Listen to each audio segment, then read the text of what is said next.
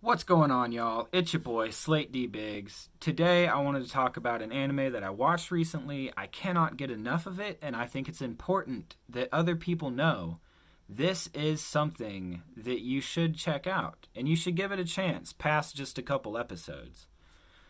Now, the anime that I'm talking about is Golden Kamuy. Golden Kamuy. You might have heard of it, you might not have.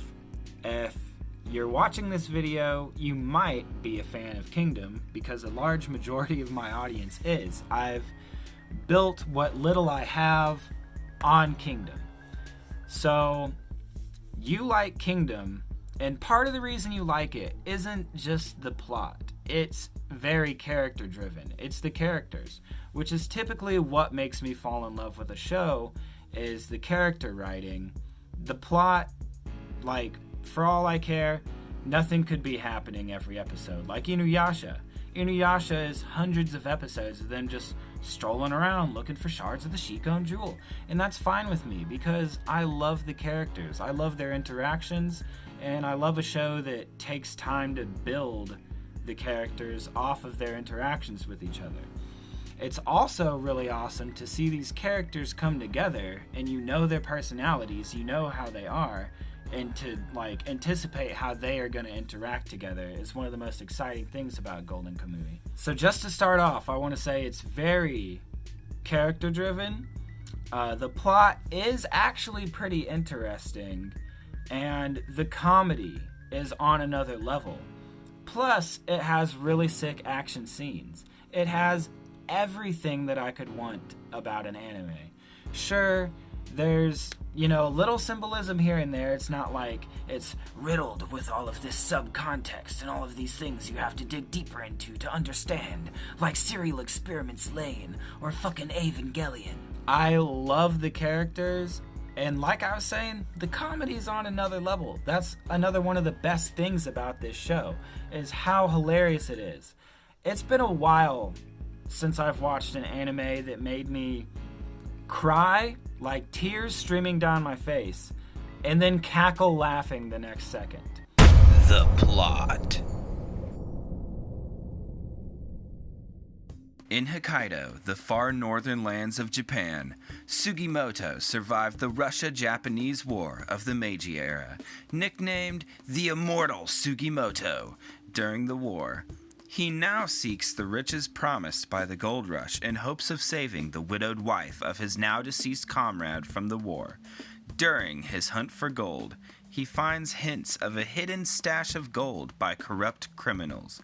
Partnering with an Ainu girl that saves his life from the harsh climates of the north, they venture into a survival adventure to race against the criminals that seek the hidden stash. I don't want to spoil too much of the show at all for people that might not have watched it and you're really interested in it, but basically the main character is this badass named the Immortal Sugimoto, and he's amazing. He's a fucking amazing character. Another one of the characters you're going to follow a lot throughout this series is Shiraishi, the Scat King.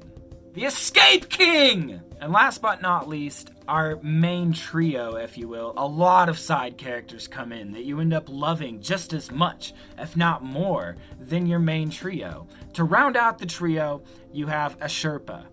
A Sherpa is amazing. I love her character. She, the chemistry between these three really drives the show. Yes, the chemistry between the trio is fantastic, but I'd also like to note that there's a really beautiful father-daughter type relationship between Sugimoto and a Sherpa. And then you got people that come in later, like Ogata. Fucking Ogata. I hate to love some of these characters, like the one I just mentioned, Ogata, and you will see why. Ogata and many of the other characters actually that come in, you think are just going to be one-offs. Like Nikaido too. Nikaido is another character that comes in the series when you're like, oh, he's not going to be around long. Guess again. All these characters are going to come back. They're going to be very integral to the story. I haven't even talked about some of the villains and the mysteries in this series. But all I gotta say is everything is gray.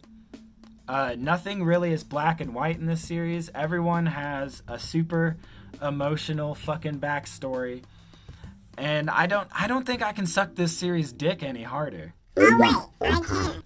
Another reason why I love this series is I read into the author a little bit. And the character, the immortal Sugimoto, is some kind of combination of his actual great-grandfather and another figure in the Japanese military from back in the day who was called the immortal blah blah blah. He just took the immortal and stuck it on his great-grandfather's actual name. So this is basically the author writing a fanfic about his great-grandfather. Another thing that I love about this series is it is a timepiece. It's set, I believe it starts in 1905 or 1908. A lot of it is centered in northern Japan, Hokkaido, and a lot of focus on the Ainu tribes. And it actually teaches you a bit about the history. I love this show. I'm going to get into the manga, and I believe it's published in Young Jump, the same magazine that puts Kingdom out. If I had one single complaint about the series, is that at first you don't really know how to feel about it getting into it with the first couple episodes, but by episode 8, I had decided that the first season was a 9 out of 10. It's amazing. And another complaint that I would have is it seems off the first episode that there's going to be a lot of focus on the bears, and if people know anything about this series, they might know about the bad CG bears. You don't see much of them, I promise. And in the third season that's airing currently, they're 2D bears. It's an upgrade, baby. Like I was saying at the beginning of the video, I love character-driven stories. And that's why I got into Kingdom.